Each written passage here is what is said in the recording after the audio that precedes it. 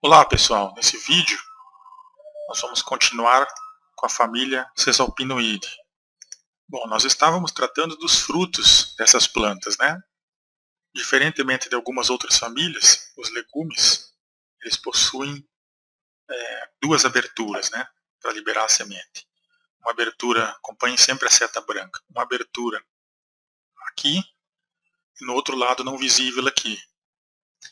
Essas aberturas elas diferem, por exemplo, em Bignoniacea, pois existe uma película no meio das duas faces do legume, ou seja, é um fruto chamado síliqua, tecnicamente chamado de síliqua. Bom, agora nós vamos falar de alguns gêneros de Caesalpinoideae. Um primeiro gênero importante no Brasil é Bauhinia. Tá? Possui ramos frágeis, pendulares, com ou sem pelos, com acúlios gêmeos na axila foliar.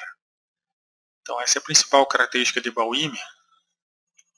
É que aqui podem ver na seta branca os espinhozinhos na base da folha. E essa folha ela se chama unijugada, ela é composta por dois folíolos que não são abertos aqui até a base, então ela é unijugada.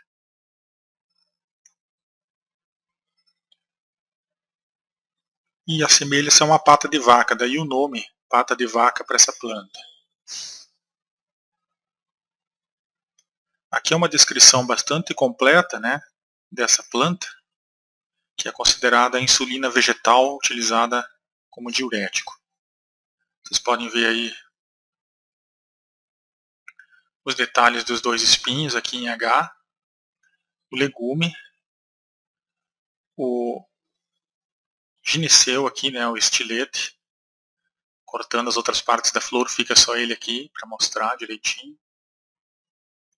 As flores com 5 pétalas e esse padrão bastante espinhoso, que é característico também de Caesalpinoideae.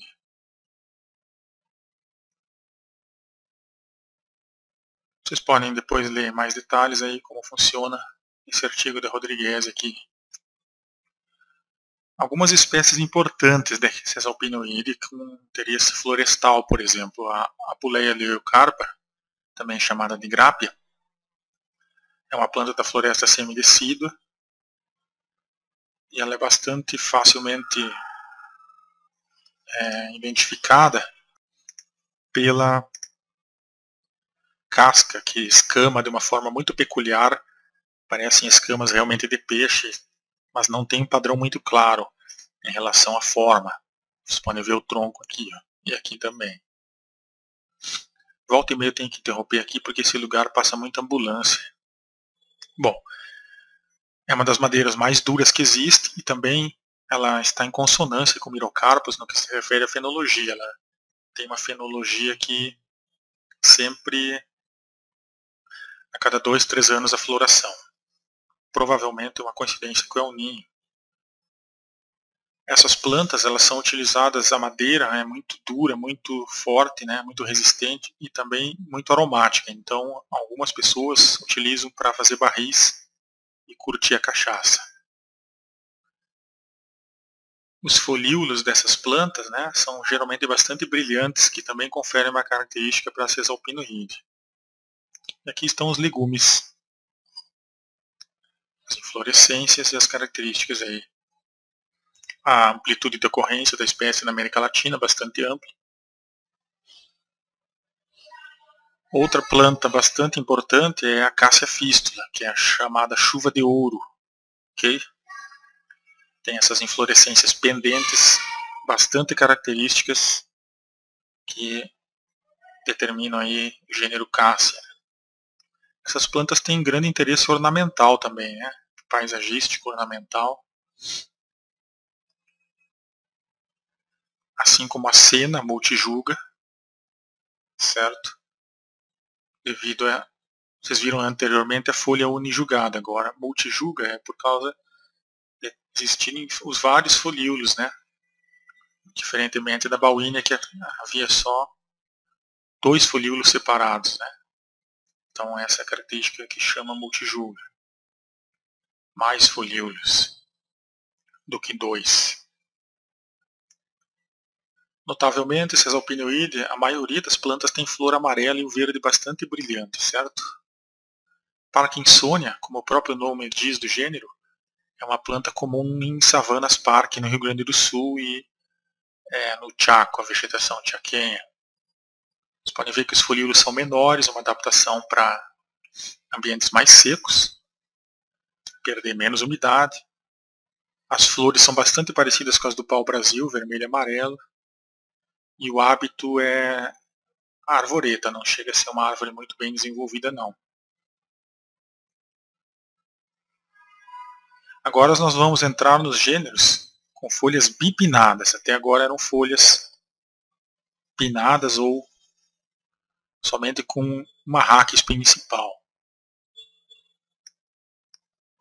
A bipinnada possui uma raquis secundária e os folíolos estão inseridos na mesma. A Caesalpinia férrea é um bom exemplo, o pau-ferro. Ele é uma planta que tem uma das madeiras mais duras que existe, justamente o nome já fala sobre isso. E vocês poderiam confundir o tronco dele com uma mirtácea cerejeira, por exemplo. Ou até mesmo uma triquilha Clausine. Só que a diferença da triquilha é que tem, como o próprio nome diz, 3 folíolos, enquanto aqui existem vários folíolos. E nas mirtáceas cerejeira, você sabe que as folhas são simples, opostas, né? Então facilmente você chega a uma Caesalpinia férrea, também muito utilizada em arborização urbana, e segue aí o padrão das características das plantas que a gente viu até agora na subfamília Caesalpinoide. Aí estão as características, não vou entrar muito em detalhe aqui. Só o detalhe da madeira, né? Uma das madeiras mais resistentes que existem, mais densa que a água. Se você colocar a madeira na água, ela afunda. Então vocês têm ideia aí do que se trata essa planta. Uma outra característica de Caesalpinoide bastante evidente é que as flores, tendem a se localizar em inflorescências bem ao alto da planta, certo? Isso evoluiu para que essas flores sejam facilmente visitadas, né, visíveis também para os insetos. Então, percebam aí esse posicionamento característico da família. Agora vem a espécie que dá nome ao nosso país, Caesalpinia equinata. Como eu falei anteriormente, na outra apresentação, na introdução à ordem Fabalis, esse equinata ele significa espinho, tá? Significa, na verdade, porco-espinho.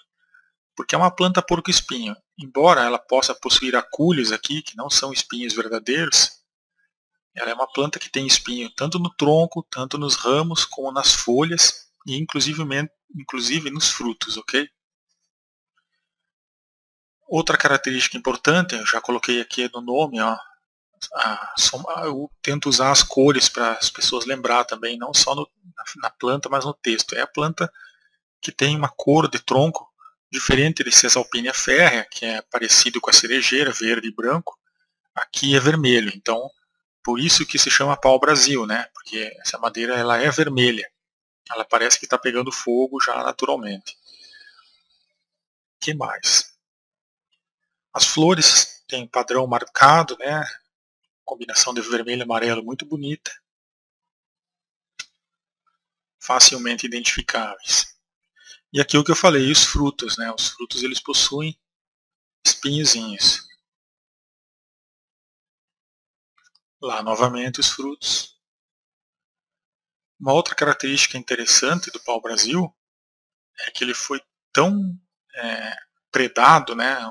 Foi tão explorado pelo ser humano, que a sua variabilidade genética está muito reduzida. Hoje ele se encontra somente ali na região de Cabralha, no sul da Bahia, em alguns outros lugares esporadicamente. O que tem acontecido com essa planta é que ela tem baixíssima variabilidade genética atualmente, ela tem sofrido inclusive mutações, talvez por cruzamentos aparentados, aí alguma coisa possa estar acontecendo.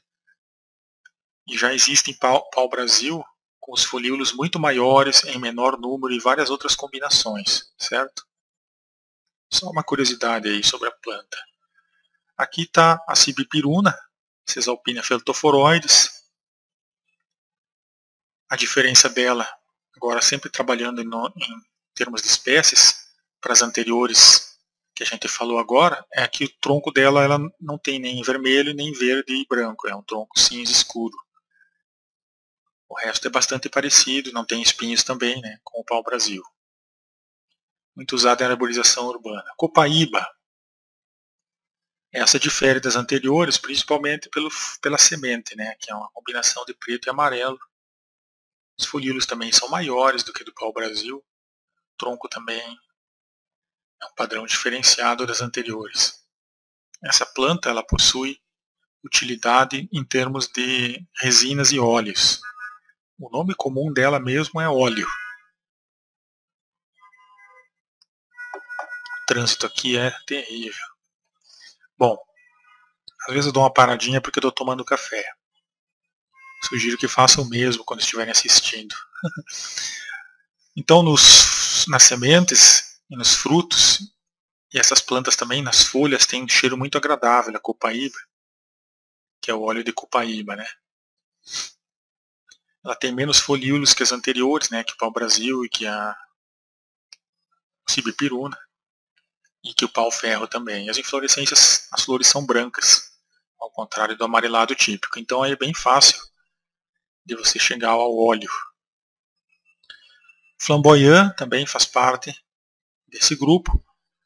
A diferença do flamboyant é óbvia, né? As flores são vermelhas, as vagens são muito maiores, podem chegar até 1 metro, e assim a gente vai. Aqui tem uma planta que é mais comum na Amazônia, chega até Espírito Santo, Bahia, que é o Dialium, e o fruto dela que é interessante. Ele não é um fruto exatamente anemocórico, né, como a maioria das fabáceas, ou grande parte das fabáceas, e nem também autocórico. Ele é um fruto jamais característico para a dispersão de animais. E quando a gente for ver agora, a gente vai entrar em mimosoide, essa é uma característica também interessante, essa transição de frutos anemocóricos para frutos mais característicos para a zocoria, como por exemplo o gênero Inga, que os frutos já têm sementes aí com arilhos e são consumidos por macaco. Dimorfandra é uma planta que existe tanto no seu formato arbustivo, né, forma de vida arbustiva, como arbórea. Então aqui existem variações também em termos de formas de vida na família Caesalpinoide.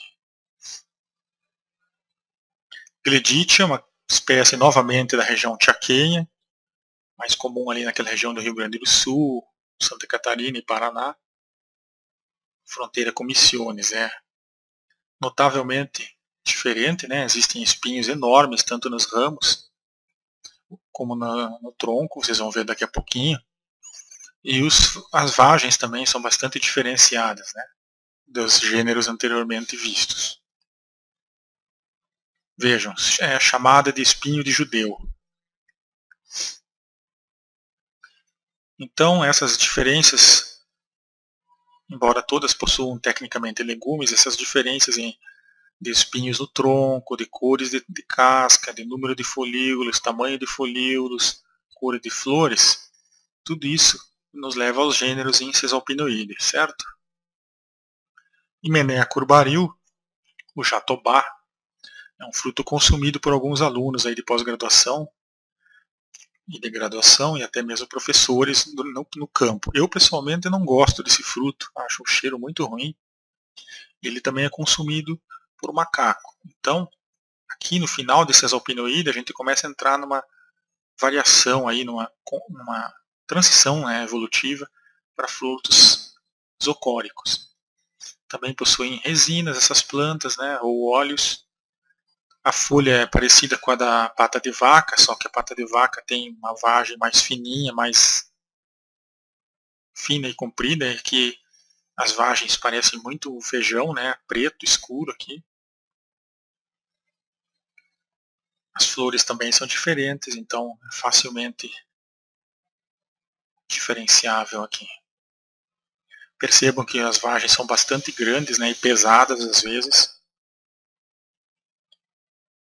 E aqui um detalhe, né, essa vagem, ela, na verdade, ela constitui um único carpelo, que é uma estrutura cujo objetivo é envolver, proteger os óvulos e as sementes.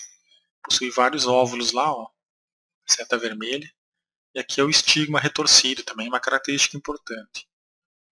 Percebam que, diferentemente de Bauhinia, não tem os espinhos aqui, ó, na base das folhas. Assim fica fácil de vocês identificarem as plantas com essas dicas. Aqui é uma árvore enorme, uma pessoa abaixada aqui, o tamanho da árvore. Macrolobium.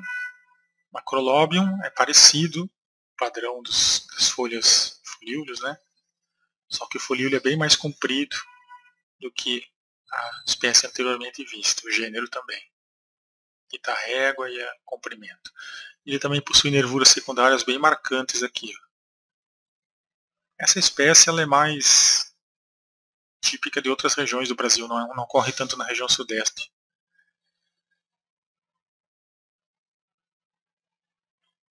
A canafístula, típica da região missioneira do Rio Grande do Sul, né, Paraguai, Argentina. Aí as folhas bicompostas, né, bipinnadas na verdade. A raquis principal, e aqui ó, sigo a seta branca, raquis secundária, e os folíolos diminutos. Schizolobium paraíba, ou pau paraíba. Essa planta é bastante distinta, né? Ela possui as folhas compostas enormes, podem chegar até 1 metro, 1,5 metros. E também a estrutura, né? A arquitetura da planta. Ela tem geralmente um tronco sempre reto e lá em cima é que a planta volta a se dividir nos ramos. Então ela é bastante distinta das demais por esse padrão. E também é uma planta muito quebradiça. A madeira ela é muito fraca, então é comum a gente encontrar plantas sem metade da copa ou bastante atrofiadas, ao contrário das outras Caesalpinoides que a gente viu, que não atinge um porte tão grande. Essa planta atinge um porte muito grande. Vocês percebam aí algumas imagens, né, na cidade, o tamanho que a planta chega, e também na floresta. É uma planta enorme. O legal dessa planta é que ela tem sido proposta como uma alternativa muito importante na produção de celulose e papel. Em vez de pegar eucaliptos e outras plantas exóticas, tem se proposto um crescimento aí. Ela tem um crescimento rápido, até 7 anos ela está pronta para produzir grande quantidade de papel e laminados. É uma planta de rápido crescimento, então é uma alternativa interessante, uma espécie nativa, né, em vez de pegar espécies exóticas. Vocês podem ler sobre isso no site do IPF aí. As belas flores, né, de Schizolobium. Algumas estruturas estão identificadas aqui, né, as pétalas, o cálicezinho aqui, aqui as políneas, os filetes que sustentam as políneas, constituindo as anteras. E aí a planta no seu habitat natural. Taquigália é uma planta mais rara. Essa fotografia aqui no sul da Bahia, no campus da UESC de Ilhéus, tem um cheiro bastante agradável na madeira. E esse avermelhado também, característico aí de Caesalpinoide e de alguns gêneros. E ela também forma contrafortes, né? Sapopemas, contrafortes. Tamarindos é uma referência de Caesalpinoide em nível mundial. Percebam as vagens, né? Uma coloração diferente dos gêneros até agora vistos, e também a formação de lomentos, que são essas vagens que tendem a deixar os grãos isolados aqui onde estão as sementes. Então isso é um lomento. Aqui os pequenos folículos, né, são bem pequenos na verdade em comparação com os outros gêneros. Beleza, só vamos dar uma checada no nosso tempo. 20 minutos, foi rapidinho. Agora entramos numa outra subfamília, Mimosoide, que é a subfamília do engazeiro, da sensitiva e do angico. São plantas importantes aí. Uma das principais características, em alguns gêneros, não todos, é a presença do pecíolo alado. Certo? Essa pequena esse folíolo atrofiado aqui que existe nesse gênero, nessa subfamília. Então as folhas são alternas, compostas, paripenadas, né?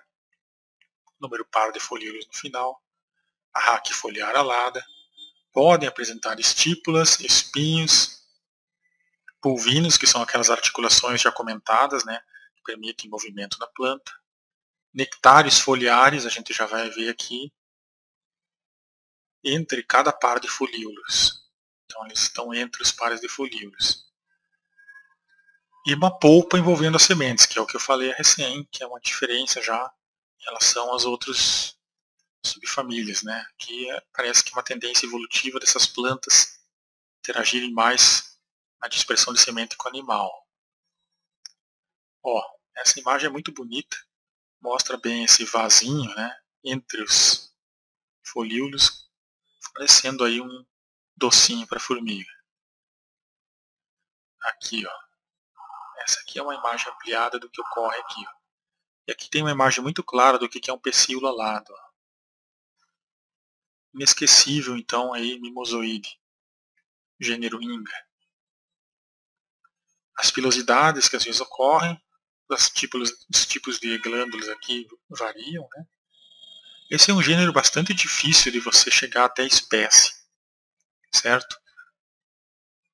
Eu recomendo que vocês levem a um especialista quando vocês tiverem a certeza que é um engazeiro.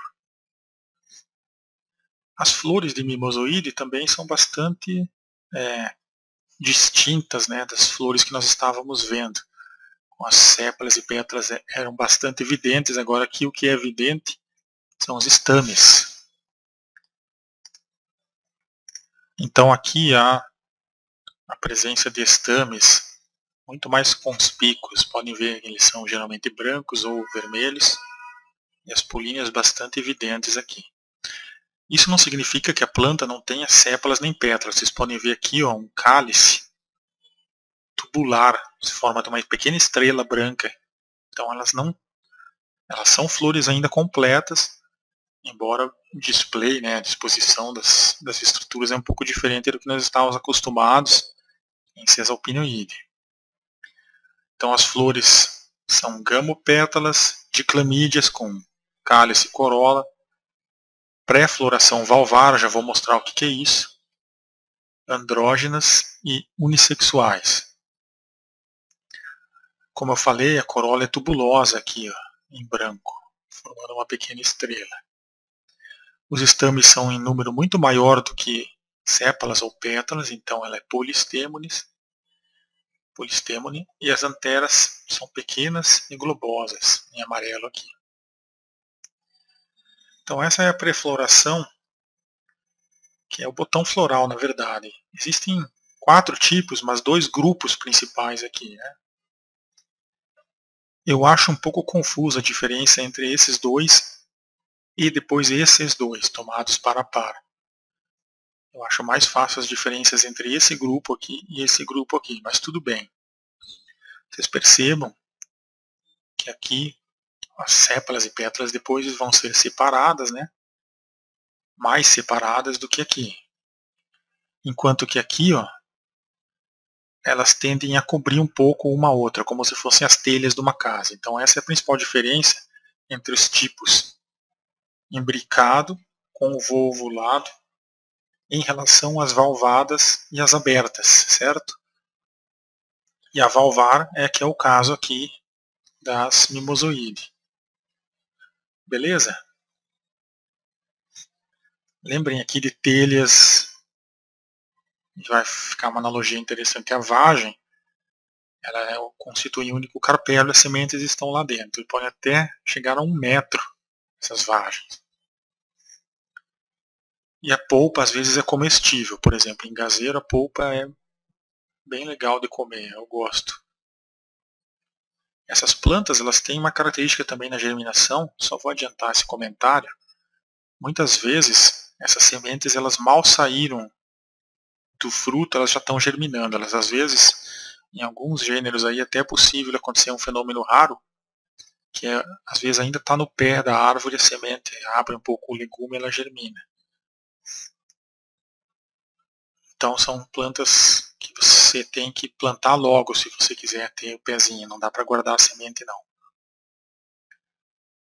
Aqui existe um estigma para ilustrar como é a flor, ela tem muitos e muitos e muitos filetes e anteras e você vai lá com um pouco de sorte e persistência encontrar um cabo aqui mais longo, né, que é o estilete na verdade.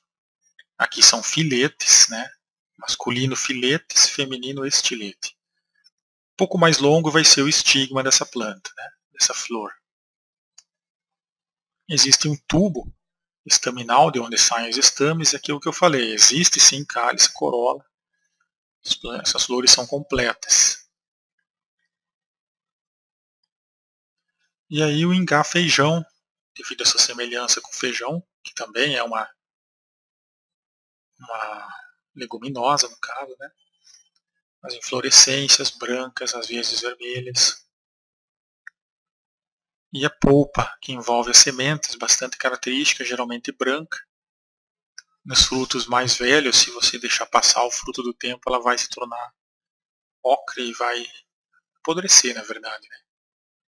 Essa planta é dispersa por macacos, diferentemente da maioria das leguminosas aí, que é vento ou autocoria. A barema é um gênero de mimosoide que tem uma característica interessante. As sementes elas evoluíram para parecer-se com sementes gostosinhas e com polpa, com essa polpa envolvendo aqui, né, a semente. Na verdade é um enganador. Os animais vão lá, os passarinhos comem, engolem achando que estão comendo algo gostoso e não estão. E aí ela consegue dispersar as sementes assim. Percebam os lomentos, né? São aquelas vagens que eu já comentei, essas características. As sementes ficam um pouquinho mais isoladas uma da outra. Isso aqui evolutivamente, pensando agora mesmo, durante a apresentação, me caiu uma ficha interessante aqui. Por que será que ela tem lomentos, né? Qual a função evolutiva de um lomento em relação a uma vagem como aqui, ó? Quando a gente pega essas vagens um pouco passadas do tempo, fica bem claro. Às vezes uma semente aqui apodrece, e se elas estão muito próximas, sem a separação que o lomento proporciona, tendem a apodrecer uma e as vizinhas. Já esse tipo de separação aqui talvez seja uma característica que evoluiu para evitar que, quando apodreça uma semente, a planta perca o fruto inteiro. Isso, na verdade, é uma coisa que me ocorreu agora. Seria interessante alguém aí que quiser pesquisar, comparar, por exemplo, taxas de apodrecimento de sementes em porcentagem em relação a lomentos, comparando com outros tipos de legumes. Que ideia boa. Ele também é retorcido, esse legumezinho, né? Lomentozinho aqui. Ó. Então é uma característica aí do gênero. A cássia são as plantas que existem nas savanas africanas. Elas possuem bastante espinhos e bastante também interação com formigas. Às vezes na base do espinho existem formigueiros. E tudo é evolutivamente também o sentido disso é evitar a herbivoria por animais de grande porte. Então a planta fornece abrigo para a formiga e às vezes néctar ou óleos, e a formiga ataca vorazmente qualquer animal que tente comer os folíolos. Albizia, e aqui existem também outros gêneros como Caliandra, que é a que está aqui, são os angicos, né? A albizia e a caliandra é chamada quebra-foice no Rio Grande do Sul. São essas plantinhas aí com os estames brancos na base e depois avermelhados na ponta. E as caliandras, no caso, elas são de pequeno porte, geralmente são arbustos ou arvoretas, aqui no Brasil, tá? Na África vocês vão encontrar árvores. E a albizia é uma planta que é chamada de angico branco, ela é comum no Rio Grande do Sul, até o estado de São Paulo, principalmente. Depois tem outros gêneros aí com espécies bastante interessantes do cerrado. Essas madeiras também são extremamente duras, certo? Por isso que chamam de quebra-foice. Se alguém trabalhar com o trado de Presler, que é para tirar amostras de dendrocronologia, que é uma outra palestra que eu apresentei aqui, inclusive o trado tem uma ponta de diamante, ele poderá desgastar ao longo do tempo se você utilizar muito e até danificar os aparelhos com essas plantas com madeira duríssima. Talvez uma das madeiras mais duras que pode existir na natureza está aqui em Mimosoide. Nesse gênero aqui, ó, na Denanthera, que agora eu passei aqui. Aqui vocês podem ver que as vagens são mais compridas, né? Os folíolos são muito pequenos, as folhas bipinnadas, perdão. E os glomérulos, né? Esse tipo de inflorescência aqui característico, em forma de bolota. Cálice e corola não tão evidente, mais evidente é gineceu e androceu. Estames e estigmas. Certo? Facilzinho, né? O angico vermelho, que é Parapiptadenia, vai diferir da Nadenanthera, muito em função da cor da casca, certo? A Nadenanthera tende a ter uma casca mais cinza, mais esbranquiçada, enquanto que Parapiptadenia e a própria Piptadenia tende a cascas avermelhadas. Só voltar aqui, aqui, se não me falha a memória, também existe o pau-jacaré, que tem também um tipo de casca que lembra muito as costas do jacaré. Aí, ó, existem flores, né, de caliandra, para vocês verem como tem uma variação de cores, né? Dentro da mata, quando elas estão com flor, elas ocupam o subbosque e de longe você enxerga essas flores. Bem fácil de identificar. Aqui, Enterolobium é uma árvore enorme da floresta semidecidual. Também está posicionada em Mimosoide. O legal dela é essa vagem, né, retorcida.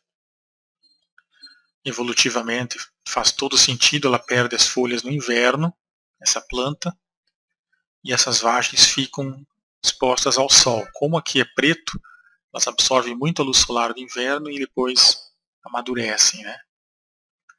Não necessariamente elas liberam as sementes. Eu tenho dúvida ainda se isso aqui é uma vagem que seja um fruto seco deiscente ou se ela é indeiscente.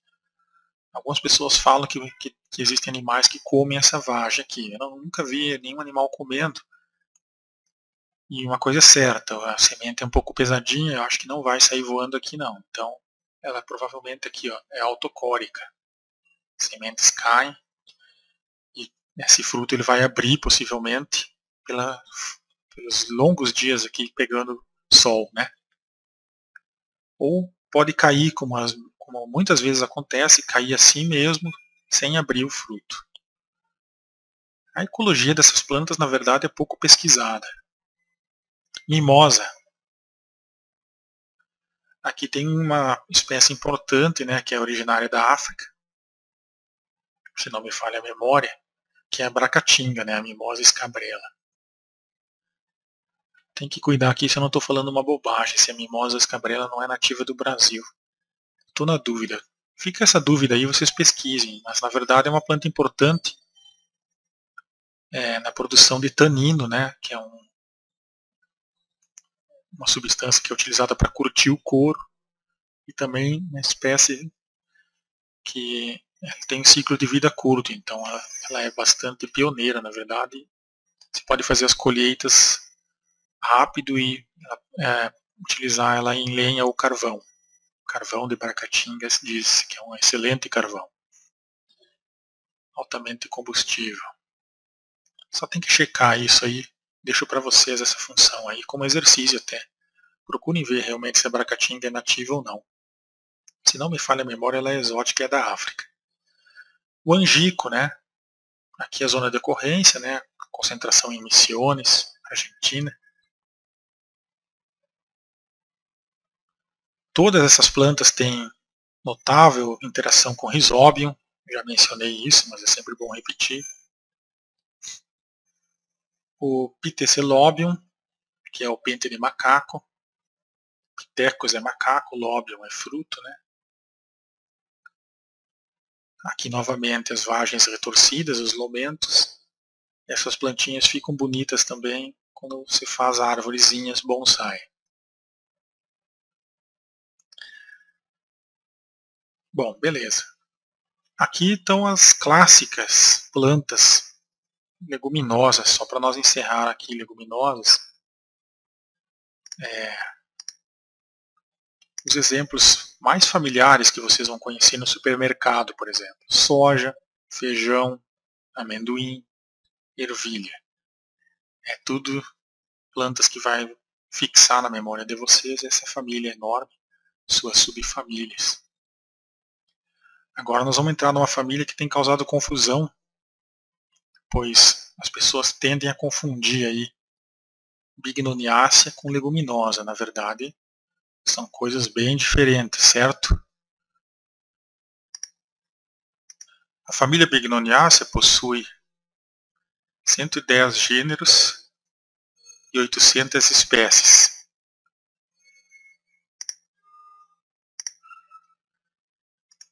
É a família do ipê. Diferentemente das famílias anteriormente vistas e das subfamílias, né, no caso das leguminosas, as flores das Bignoniáceas elas são bem grandes e com a corola tubular. Essa é uma diferença crucial para você separar um pé de uma espécie de ipê, né, uma Bignoniácea, de uma leguminosa típica.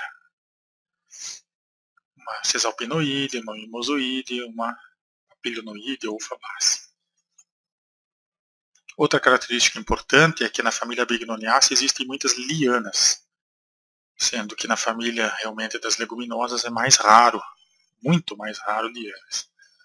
As flores também são grandes, é mais raro você ter inflorescências em Bignoniacea, e as flores também têm um colorido maior, talvez, e tendências ao roxo em relação às famílias, subfamílias de leguminosas.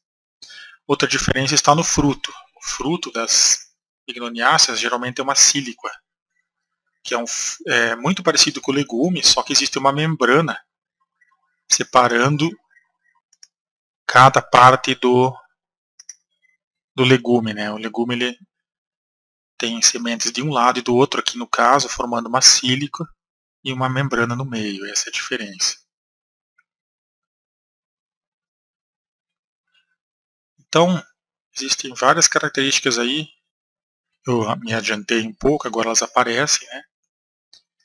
As folhas são opostas, verticiladas às vezes. Podem, em alguns casos, ser de outro tipo, como aqui. Compostas pinnadas ou palmadas, ocasionalmente simples, inteiras e serreadas. Então tem uma variação enorme de folhas, né?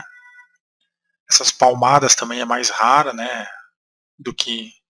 É mais rara muito mais rara em leguminosas, né, do que em Bignoniacea. Acho que com essas características a gente já separa bem essas duas famílias. Os folíolos terminais às vezes são modificados em gavinhas ou ganchos, mais uma característica para diferenciar das leguminosas. E aqui, ó, no caso do jacarandá mimoso, né, a jacaranda mimosifolia, as folhas são bipinnadas, né, e lá no último folíolozinho ele termina em ímpar. É uma característica muito confiável para se chegar aí em jacarandá. Por que tem um fundo roxo e as cores amarelas aqui nas letras? Pois essas são as cores de flores principais em Bignoniacea. Então, quando eu bolei a apresentação, eu pensei na apresentação, eu já pensei em levar a pessoa subjetivamente a memorizar as famílias com base muito nas cores que eu estou utilizando. Aí, ó, vejam. As flores são andrógenas, ou seja, hermafroditas, diclamídeas, ou seja, completas, né, com cálice e corola. Só que o cálice, às vezes, ele é bem minúsculo, lá naquela pontinha lá. Depois a gente vai ver mais detalhe. As pétalas são unidas, né, em número de 5, em uma espécie de tubo. São muito vistosas e também muito delicadas essas flores. Né. O androceu possui 4 estames. E às vezes existe a presença de estaminódio. As anteras são coniventes ou seja, elas tendem a se juntar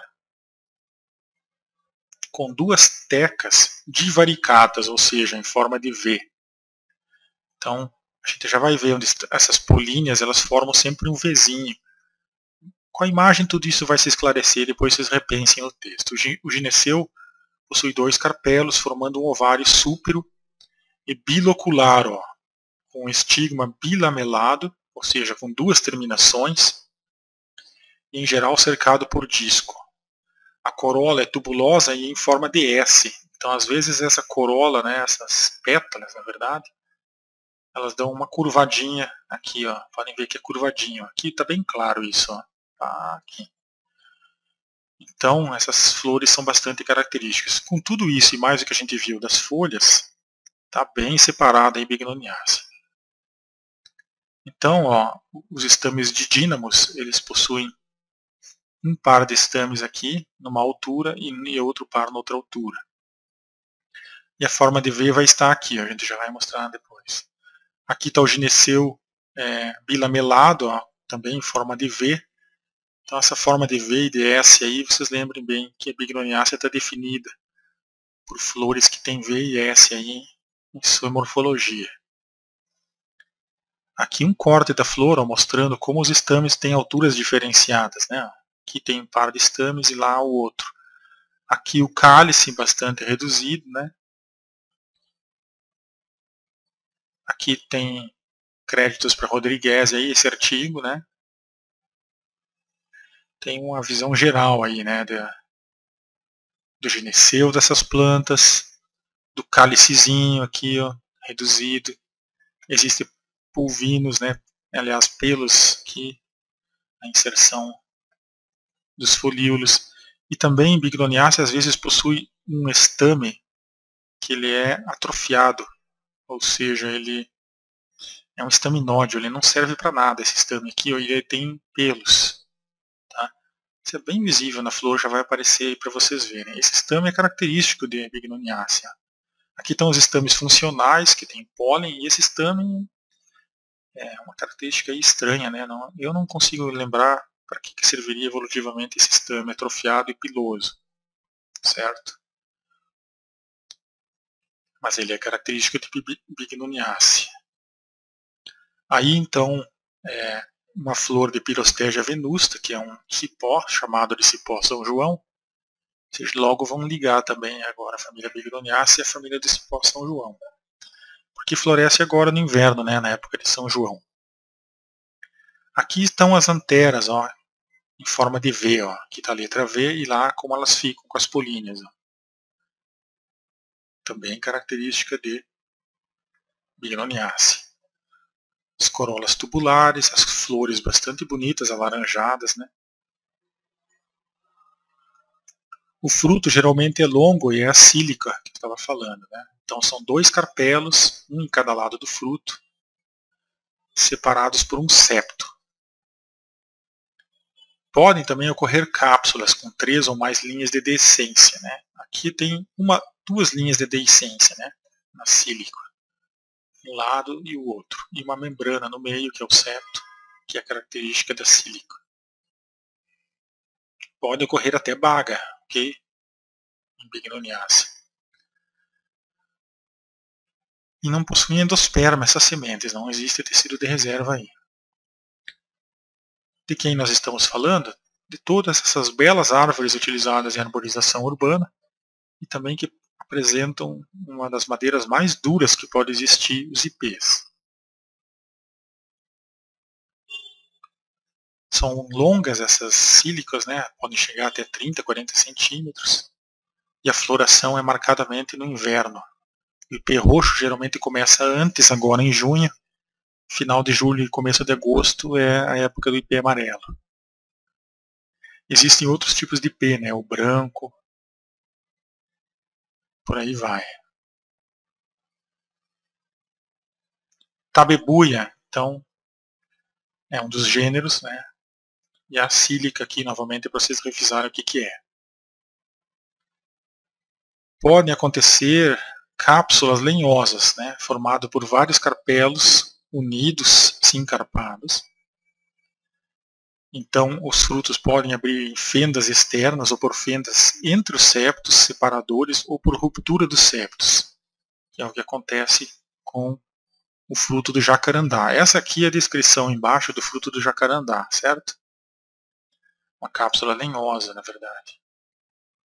Aqui tem um artigo que eu retirei aqui desse site, que é uma discussão sobre como seria realmente, que tipo de fruto realmente seria o fruto do jacarandá. Coloquei isso aqui mais a título de curiosidade para vocês, tá? Que ainda existem discussões, não é muito claro às vezes algumas coisas aí, né?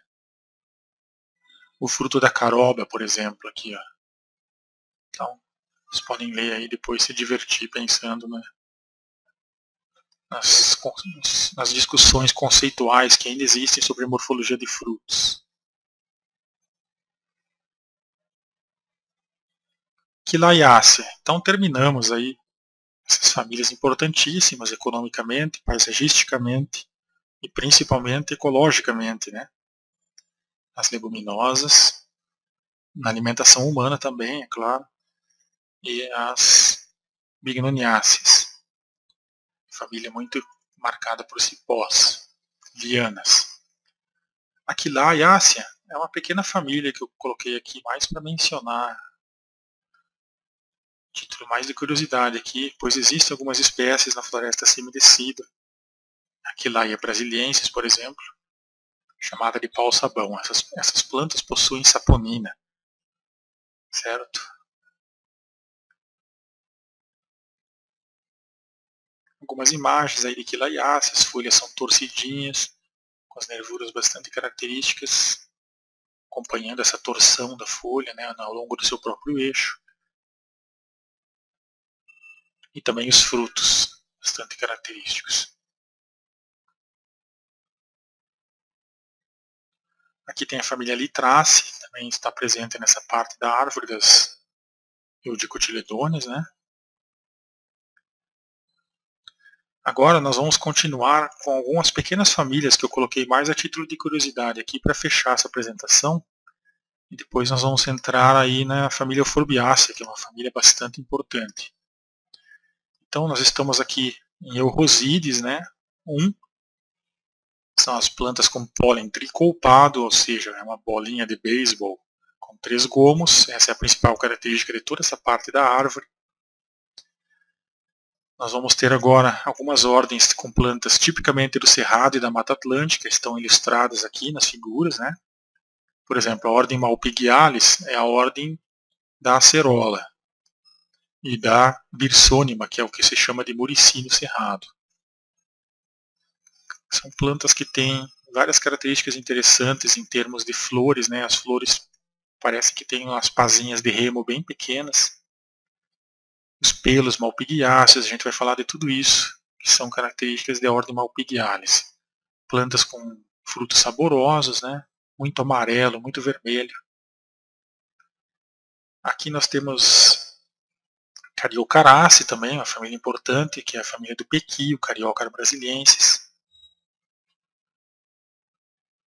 Clusiaceae, são plantas, Clusiaceae está aqui embaixo, são plantas que ocorrem bastante no litoral, em áreas pantanosas também. O que mais? Depois a gente vai chegar na Euphorbiaceae, que é uma família importantíssima, de difícil identificação, principalmente no nível de espécie.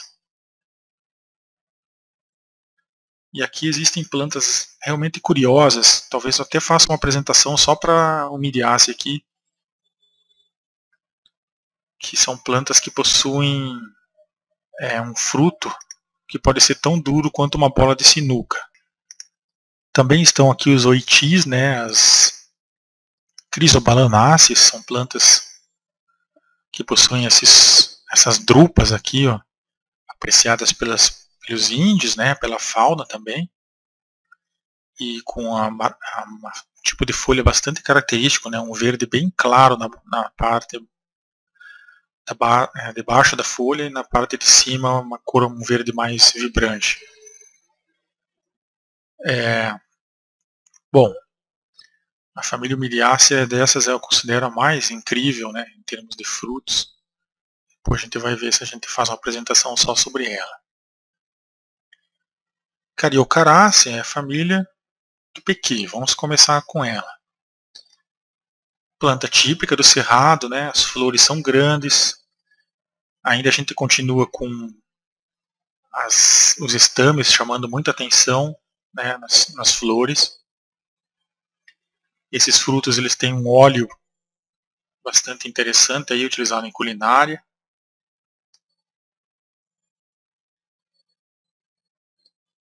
Os pequis, né? É tecnicamente uma drupa. O pessoal gosta muito de fazer arroz com pequi. Então, algumas características, passando rápido nessa família da Cariocarácea.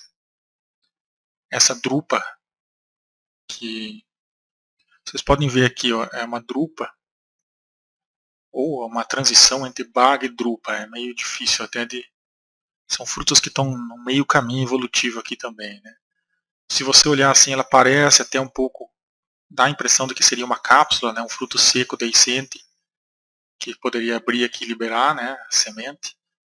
Aí você olha, parece que a semente está mais solta lá dentro, aí leva a pensar que seria uma baga, ou às vezes leva a pensar que seria uma drupa também, em alguns casos. Esse fruto aqui é bastante confuso, na verdade. E a semente é amarela, né? E os frutos verdes por fora, bastante característicos de Cariocarácea. Licânia também vai ter esse tipo de fruto, ó, percebam aqui, que é Chrysobalanaceae. Por isso essas famílias também estão próximas morfologicamente, né? As formigas apreciam aqui esse arilo bem fininho que envolve a semente. Me corrijam se eu estiver errado em relação a esse arilo. Chrysobalanaceae é a família dos oitis. As licânias são plantas da floresta atlântica. Você vai encontrar essas plantas em floresta bem preservada. Elas têm flores minúsculas, tá? É uma característica importante delas. E os frutos bastante característicos também, como eu havia comentado, né? Alguns frutos, a parte externa deles, como aqui, ó, parece um veludo, esses oitis. E a folha, como eu havia falado, né? Uma parte bem clara e uma parte bem escura, conforme você olha um lado ou outro da folha. As flores são muito sem graça, como a gente diz, né? Amarelos, cremes, verdes claros. Diferente do pequi, né? Do Cariocarácea, que as flores são muito vistosas. Planta do cerrado também. E aqui planta de Mata Atlântica. Então, com essas informações fica um pouco mais claro, né? Se chegar nessas famílias. Aí, ó. Esses são os belos frutos dos oitis. Essa foto foi tirada pela Michele Pessoa. Crédito para ela aí. Lá de Ilhéus, da UESC.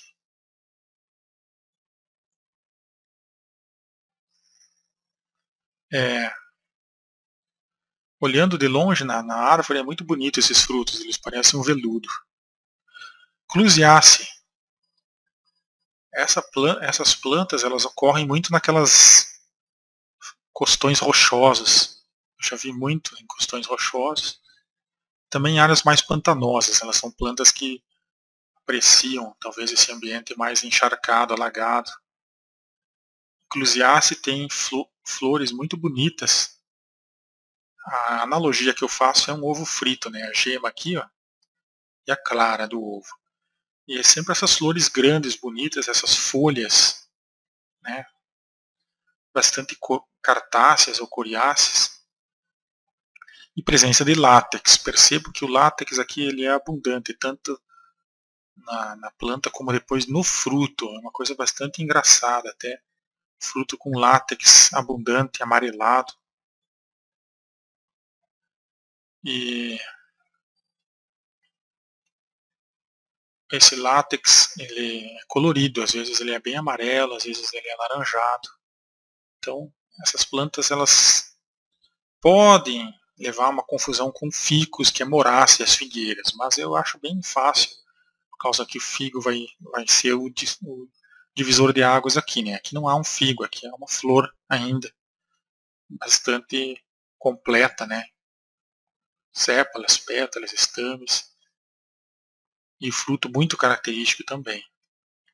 Aqui são imagens que eu peguei da internet que mostram bem essa beleza das clusiáceas, né?